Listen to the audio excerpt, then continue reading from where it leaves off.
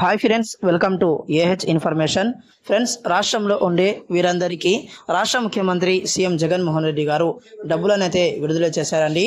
So ఈరోజు DBT పథకాలకు సంబంధించి ప్రభుత్వం నిధులైతే విడుదల చేసింది. సో అందులో ఏ ఏ పథకాలకు సంబంధించినటువంటి డబ్బులను విడుదల చేశారో మనం ఈ వీడియోలో తెలుసుకుందాము.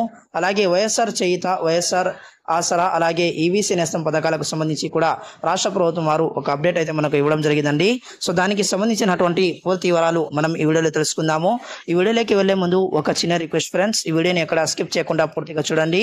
అలాగే ఈ వీడియో నచ్చినట్లయితే కంపల్సరీ లైక్ చేసి మన ఛానల్ని సబ్స్క్రైబ్ చేసుకుని ఫాలో అవుతుండండి. సో ఇక వివరాల్లోకి వెళ్తే గనుక స్క్రీన్ మీద చూడండి, మీకు సంబంధించినటువంటి నోటిఫికేషన్ అయితే ఒకటి నేను పెట్టాను.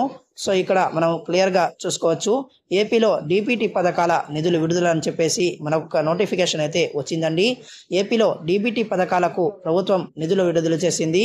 జగనన్న విద్యా దీవెన ఫీజు రీయింబర్స్మెంట్ కింద 502 కోట్ల రూపాయలను రాష్ట్ర ప్రభుత్వం వారు విడుదల చేశారు.